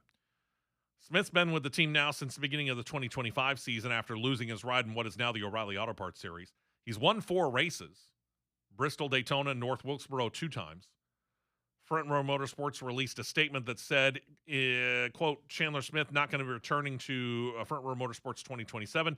We would like to extend our gratitude to Chandler for being a great representative of our Craftsman Truck Series team. List of accomplishments that he and the number 38 team have obtained are impressive. 4 wins to date over the past 2 seasons. We wish him the best on his continued career path. The team will remain committed to competing at the highest level in the series and contending for championships for the remainder of 2026 and beyond. Additional updates on our 2027 plans will be shared when available. Smith did not participate in the statement and has not commented yet. I would be surprised if he doesn't end up back in the O'Reilly Auto Parts Series. The question is with who, what number, so on and so forth. Should be found out, I would think, not too long from now. Usually when we get these things and the driver's either not commenting or saying, I'll talk to you about it at a later date, it really has to do with letting the ink dry on the contract, or there is some sort of a rider in the contract that says you can't announce anything until X date. So we'll just keep watch on it, let you know. Spire Motorsports Ascent driver program is apparently bearing fruit. The team announced that a program member is going to get his first start in the Truck Series in 2 weeks when they go to Richmond. His name is Tristan McKee.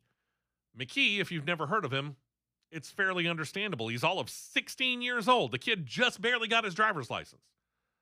And because of that, 16, he's limited to run at tracks of 1.25 miles and shorter. 1.25 miles short, or 1.5 mile long or shorter. Richmond's the only one got confirmed right off the bat, but the team has said he probably will get most of the rest of the tracks that fulfill those limitations. Those tracks would include New Hampshire, Bristol, Phoenix, and Martinsville. Okay. For any and all of those races, McKee will be in the number 77 truck. To give you a little background on McKee is the current record holder as the youngest winner in the Cars Tour. Back in 2023, when he won at Dillon Motor Speedway, he was the ripe old age of 12. Okay. Since then, he's won several more times on the Cars Tour, got 2 wins in 9 ARCA Menard Series starts. 3 of his 5 ARCA East starts have resulted in wins this year, and he's currently second in the standings in that division. Whew.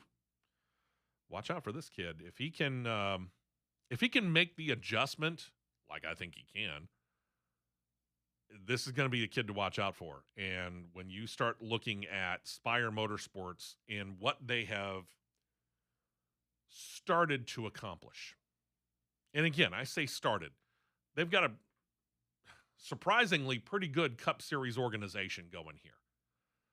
Regardless of what you think about Carson Hocevar, that win at Talladega was no fluke. Kid's good.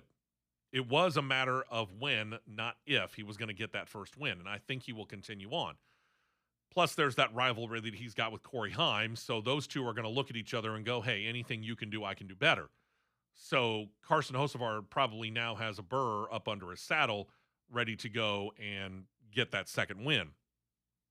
Daniel Suarez is over there. Michael McDowell's over there. These guys, solid. And to think this was just a few years ago, a one-car operation. They went and bought a charter, but they wouldn't hire a full-time driver. And we were wondering what direction they were going to go. Now they're going out there and they're competing for and claiming wins. And their Truck Series organization came straight from Kyle Busch Motorsports. They really haven't messed with it that much. They changed the number on the truck. That's effectively really about all they did. And they have just cooked on. And now they've got this kid, Tristan McKee, who, again, he's not even 18 yet. But when he turns 18 and he can make this adjustment, that's what they're giving him a chance to find out. Can you make the adjustment into a truck? I get the funny feeling he probably can. I mean, if he's going out there and winning in late models and Arca Menard Series cars at the rate that he's been doing over the last couple of years, I don't think he'll have much trouble adjusting to a truck. And then once he turns 18, at that point in time, he can run all the tracks. Why wouldn't they put him full time if he'd already proven himself by that point? And then, again, there's a reason why you do a driver development program. You go up to that top level, and you look at Michael McDowell, and I'm not telling you Michael McDowell's going to retire at any point in time specifically, but at some point in time, yeah, he's going to retire. He's getting up there. Now they've got a driver in waiting, ready to take over that car and maybe advance it. You never know. No disrespect to Michael McDowell, who I think is a great racer. On the flip side of this is MBM Motorsports. MBM Motorsports is in the hole in points. And it's so weird. They started off the year with one make, and then they decided they were going to switch. So they switched to Ram. And they fielded a truck there. They attempted to put it in the race at IRP last weekend. Well, they didn't qualify. But in pre-qualifying inspection, NASCAR uncovers a no-no. Now we start to dig deep down here. We start really scraping away at the surface here and try and get this explained to you as best as I possibly can. Rule section 14.2.3.6.A and B covers a very specific part of a racer. That part is the shifter boot. I can't make this stuff up. The sections talk about how teams can and cannot use the shifter boot. Think about that for a moment. How you can and cannot use a shifter boot. How many ways can you use a shifter boot? Anyway, also notes that the team cannot use a shifter boot that was manufactured 2 or more years ago, and it must have a NASCAR safety certification label, meaning it is approved for use by the sanctioning body. And this didn't. Apparently, it was made more than 2 years ago. So NASCAR fined Carl Long $5,000 as the owner, docked the team 25 driver and 25 owner points. So the driver last weekend was supposed to be a guy by the name of Jonathan Schaefer. Schaefer has yet to officially run a race yet because, again, he didn't qualify at IRP and he's already 25 points in the red. Long, meanwhile, as the owner of the truck, has that truck sitting at 14 points below zero, so 14 points in the red. The team has had 3 starts in the number 69 truck, which Jonathan Schaefer was trying to qualify at IRP. In those 3 races, the team finished 35th, 29th, and 36th, those happening at Atlanta, St. Petersburg, and Dover, respectively. They tried to qualify for the Daytona race to begin the year, but they missed that race, too. Driver and owner, both in the red in points. That hurts. Back to the scheduling side of things as we switch to some open wheel stuff and talk Formula One here.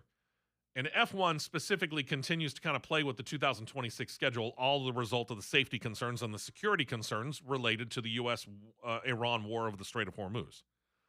Now, as we noted, back in April, they had an unsuspected month off because of that specific situation. F1 officials said they would like to keep from having 2 more races, the 2 at the season's end canceled as well. Now, Bahrain will be run as the Bahrain Grand Prix, but it ain't going to be in Bahrain. Strangely enough, they're going back to Malaysia, a place they haven't run, I think 2018 was the last year they ran into Malaysia, 2018, 2019. So the Bahrain Grand Prix will be held in Malaysia early in October to make up for the scheduled and then moved now April race. Then we go to the end of the year. Again, the 2 races slated to end the year in Formula One are Qatar, whatever you want to call it, and Abu Dhabi. With, at this time now, the final race that we are knowing is a go in the place where it is supposed to race is Las Vegas. So here we go in kind of a roundabout way of doing things here. chronological order, it led media to call up Brian Epstein, who is the president of Circuit of the Americas, COTA, and see if it was possible that Formula One might decide to stay in the United States and wrap up their year. They're already here. Why not? Okay. Could a second race also at COTA be an option? Epstein replied, quote, well, I think we're happy with what we're doing now, and our schedule is pretty full, so I don't think it's possible that it would happen after Vegas this year. But then he added, quote, but the world's a dynamic place, and if we can accommodate and help our partners at F1, we would do it. But I don't think that's in the cards this year. Now, again, Malaysia replaces Bahrain, brings the slate back up to 23 races, presuming that Qatar and Abu Dhabi can run. But if that's not possible, F1 officials say they want at least 22 races this year. So maybe they end up rescheduling another one. Don't know where they would place it. At least we didn't in the initial run. The day after Epstein was asked about it and talked about it, F1 officials came out with announcements, said that they will make a final decision on the remainder of the 2026 schedule by mid-September at the earliest. So in other words, they're going to spend a lot of their August break talking about this. They noted that if any replacement races do end up being needed and get scheduled, those races likely will happen in Europe, not in the United States, even though the last race that is secure this season takes place there in Vegas. Why?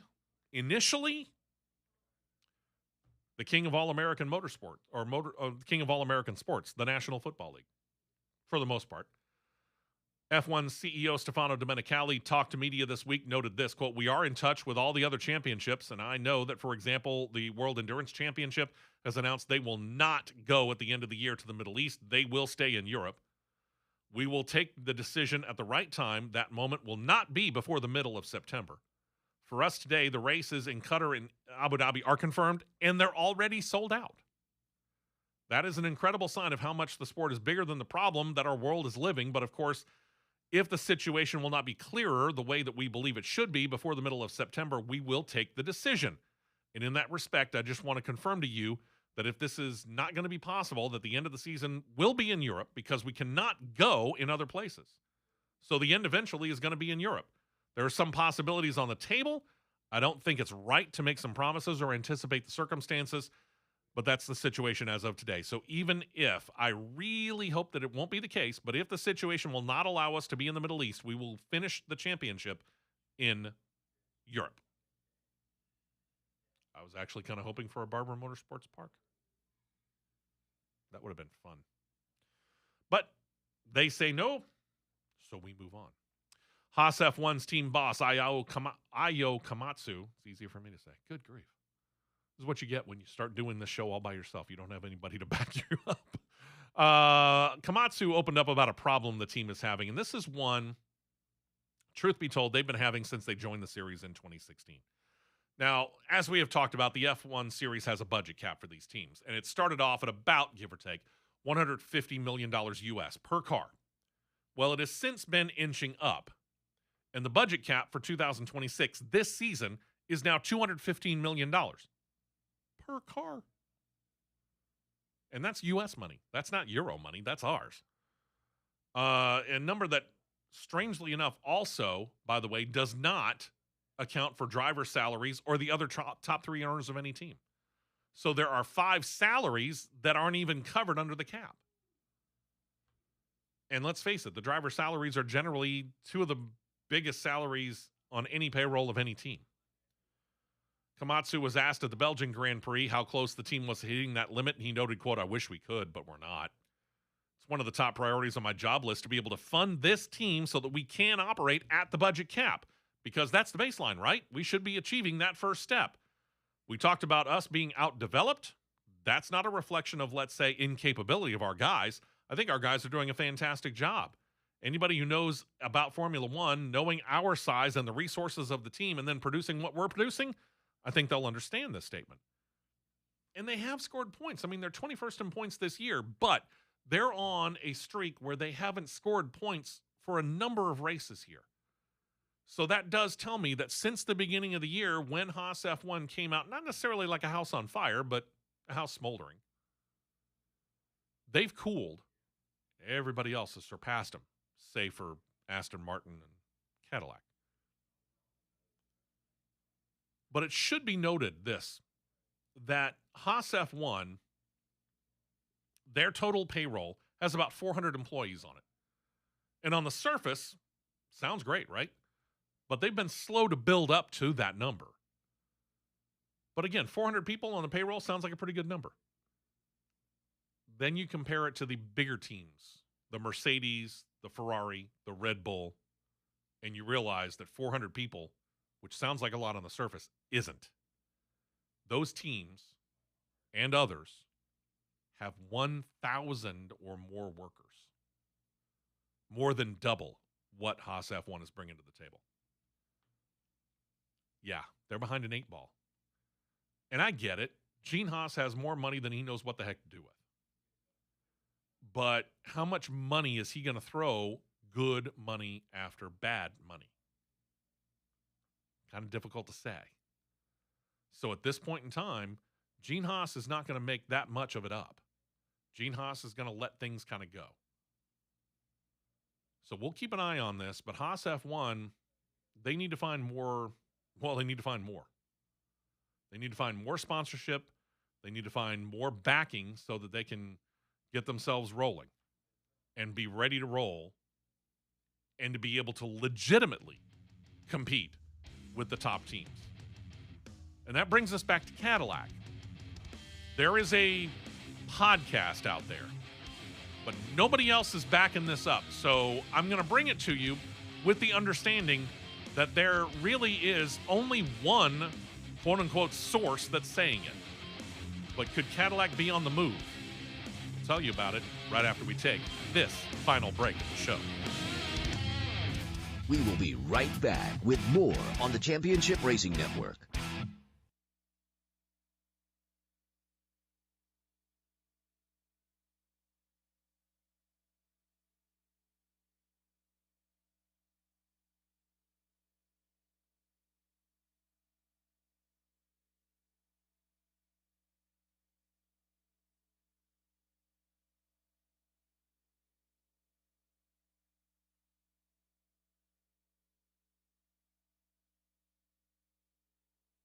Download to see if you qualify. Not all customers will qualify. Transfer fees may apply. No Albert subscription required. Albert is not a bank. Albert Instant Loans are issued by FinWise Bank, member FDIC. Not an actual client. Terms apply. Kylie, what's wrong? I just got hit with a car repair bill. I'm behind on rent, and I feel like I can never save any money. Have you tried the Albert app? Albert is your financial assistant, helping you find ways to save and create custom budgets to actually grow your money. Plus, you can get up to $10,000 for big expenses, or advance up to $1,000 fast when you need cash right away. Albert can get me up to $10,000? Exactly. Albert spots you in a pinch and helps you grow your money in the long run. I'm downloading Albert right now. Download the Albert app and use promo code DEPOSIT to borrow up to $10,000 for whatever you need. The Albert app helps you budget better and save more money so you reach your financial goals faster. Download the Albert app right now and use promo code DEPOSIT to borrow up to $10,000. Use code DEPOSIT to borrow up to $10,000.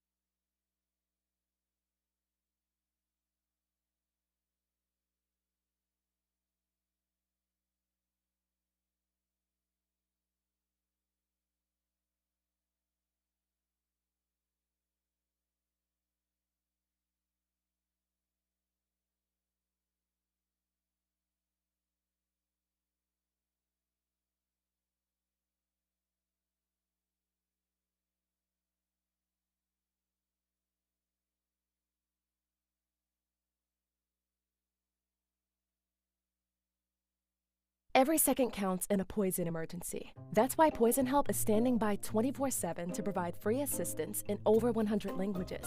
Save Poison Help as a contact in your phone today. Poison Help, 1-800-222-1222. More racing action on the Championship Racing Network. Final run to the checkers here on this edition, the August 1st edition of the show. Matt Nicholson had to take off after hour number 1. Got some things that he's got to deal with at his homestead, so we understood that. And, of course, producer John is up in Virginia dealing with friends and family up there, so no CRN Live. That should return next week. And, of course, we will have Crossed Flags on CRN Live coming up on Tuesday. Should be available Wednesday morning at the latest, we think. I'll be honest with you. I hate rumors. I hate dealing with rumors and speculation. But there are a couple of people who do have a podcast out there called Paddock Access. This is a Formula One-centric podcast. And these guys work within the Formula One ranks pretty well. But nobody else is reporting what these guys are reporting. They're just echoing what these guys are saying. So we'll see whether or not there's truth to this or not. But an F1-based podcast, again, Paddock Access, is going out there and saying this week that the head honchos of the Cadillac F1 team, and we know who they are, and I'm not talking about General Motors. I'm talking about TWG, the owners of Andretti Global, TWG Motorsports. You know, the big TWG on the side of the Cadillac F1 cars, those guys, that they want to consolidate a little bit. Now, what do I mean by that? Well, the Cadillac F1 team has operations technically in 3 towns, the least of which is in Concord, North Carolina, because that's the GM Tech Center. So they have a presence there, but they're not really operating there. They can just go there to the GM Tech Center and do stuff. The 2 bigger locations are the ones in Fishers, Indiana. You probably know that better as the Andretti Global World Headquarters. But there's also the base that they have in the heart of F1 country, which is Silverstone, England, where with Cadillac, 8 of the 11 teams have their shop. And the overwhelming majority of them have their main shop in Silverstone, England. Why? It's just the way it became. It's kind of like how Charlotte, North Carolina became the hub of NASCAR. The overwhelming majority of NASCAR teams are there. The overwhelming majority of IndyCar teams are located in Indianapolis. Duh. And strangely enough, while a lot of NHRA teams have shops in Indianapolis, they're either there or out in Los Angeles, somewhere on the West Coast. So what the podcast is claiming is that without even one full season under their belts, Cadillac leadership wants to move out of, and I'm talking about the team, not GM Cadillac. Caddy wants to move out of Silverstone, put all those employees and all those operations into Fishers, Indiana. And the podcast further claims they have given all of their employees, many of them British, the reason why they opened the Silverstone branch in the first place, an ultimatum of you move with the team or you lose your job. Podcast further purports that several employees have already left the organization because of that very self-same ultimatum. Again, one podcast is reporting this. Do I know for a fact that this is actually going to be the case or is the case? No, I don't. Could it be? Yeah, maybe. I mean, the problem that I've got with this is, number one, if you're going to consolidate, wouldn't you consolidate to where you know the vast majority of the talent is? Silverstone. No disrespect to Andretti Global in Fishers, Indiana. But number two, you have sunk already so much money into this organization and this operation. And you already set it up to the point where you knew you were going to have these 3 centers that you could operate out of. Again, Fishers and Silverstone being the 2 more priority ones. GM Tech Center, like I said, is just a place that they and any other Chevrolet Motorsports team can go to get some help. So it's not really a center for them, but it's a source. So I include it. I don't know why you would do this, especially after year 1. I don't think you're losing that much money. Are you losing some money? Yeah, you are. Because you come in as a new team, and Haas F1 knows this too. You come in as a new team, you make an agreement that you're not going to take any points money for a set period of time, usually 2 years. So even though they're going to finish, it looks like, 11th in the final standings in the Constructors' Cup, under normal circumstances, they would get money, but because they're in their first couple of years, they get zero, zip, nilch, nada. But they have gone out and they've signed some pretty big name sponsors. Cadillac, General Motors has put their full funding behind it. You've got Jim Beam. You've got Tommy Hilfiger? Somebody like that. I mean, they've got some pretty big name sponsors that are in there and bringing some pretty good money. Because while Haas F1 is sitting there talking about the fact that they can't reach a $215 million budget cap for a car, the Cadillac team isn't saying that. Cadillac team is out there just plugging away. And we've talked about their struggles. And it looks like right now they have decided to take a more long-term approach to this. So unlike the predictions that Matt and I made at the beginning of the year, back when we were on our other home, when we thought they were going to come out swinging, they have apparently said, you know what, we're going to be swingers. We're going to be hitters. We're going to try and knock things out of the park, but we want to do this on a set schedule. And right now we understand that this year, probably no points. Next year, maybe no points or maybe a few points, but we're working to build these cars up and have those cars be 100% perfectly ready when the Cadillac engine, which they are building and finalizing right now, word has it, it's undergoing some testing right now. When that engine's ready to go into the car, everything else is supposedly going to be set the way that they want it. And they have done a number of upgrades over the course of this year, and from what they were at the beginning of the year when we started in Australia to what they are now, as of the last race before the break in Hungary, they have improved time-wise. They've closed the gap between themselves and first. So we're seeing the improvement. It's just not by leaps and bounds. It's by steps. So they've chosen literally to crawl before they could walk before they started to jog, and jog before they could run. But I tend to agree, if this report is accurate, and they're talking about closing the Silverstone office, they're closing the wrong office.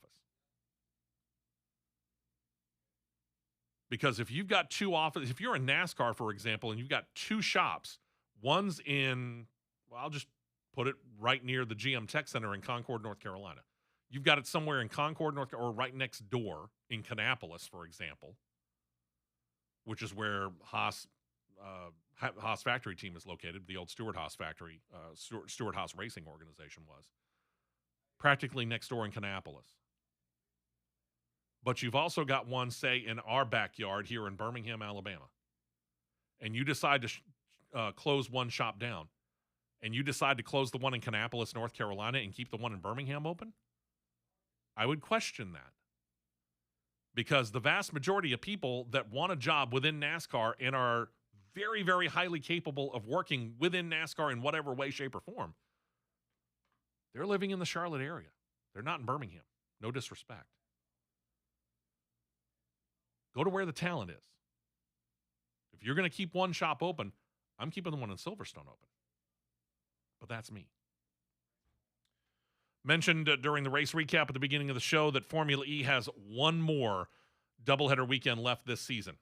That's London, England, coming up here in a couple of weeks. Formula E teams are already looking ahead, though, to next season. The Citroën Racing Team has announced they have re-signed both of their drivers, Nick Cassidy, Jean-Eric Vergne, going to be back for the 2026-27 season and the first year of the fourth generation series racer. So very, very good stuff there. And then finally, when was the last time we talked about the Superstar Racing experience? It's been a while. It's been a few months since we talked about wondering where the cars were going. And then we found out GMS Racing bought them. And since then, radio silence. Didn't know what happened to them. This might be the last time we ever get to talk about the old Superstar Racing experience, SRX. For those of you that kind of remember it but don't really, this was the series that Ray Evernham and Tony Stewart got rolling a few years ago to, in some kind of way, bring back the feeling of the old IROC series, right? And it lasted, sadly, only 3 years before they shut it down. So again, sometime back, the cars, all the race cars were bought by GMS Race Cars and the Skip Barber Racing School. They've worked on these cars. Again, this is the race car shop. This isn't the race team, GMS Racing. This is GMS Race Cars. So they've been working on getting these cars set up right and working with Skip Barber Racing School, and now they're repurposed to be used by Skip Barber Racing School, which has started now a new division. They've called it Skip Barber GTX Academy, and marks, as the Race Academy says in their release, quote, the first scalable curriculum-based stock car and oval racing academy capable of serving aspiring drivers, racing enthusiasts, corporate clients, content creators, and future pro racers. So I sit here and I think about that, and I read into that, and I come to a realization. Because a lot of drivers went to road course driving school and learned about how to road course race in the top levels of NASCAR and did very well at it, for example. Oval Racing Academy to serve aspiring drivers. So this teaches kids, like if you got a kid who wants to become a racer, here's a good way to get them started. Racing enthusiasts, corporate clients, and content creators. It means technically your company could have a weekend at the Skip Barber Racing School in these cars. That'd be kind of cool. Find out more, go to skipbarber.com. We should be back at full strength next week with John Bird, producer John Myers, Matt in studio, and myself. Hope you join us then right here on CRN. And don't forget about Cross Flags coming up this week, where we're going to dive into that rumor on the 2027 NASCAR schedule. Y'all have a great weekend. Try and stay dry, and we'll talk to you next week.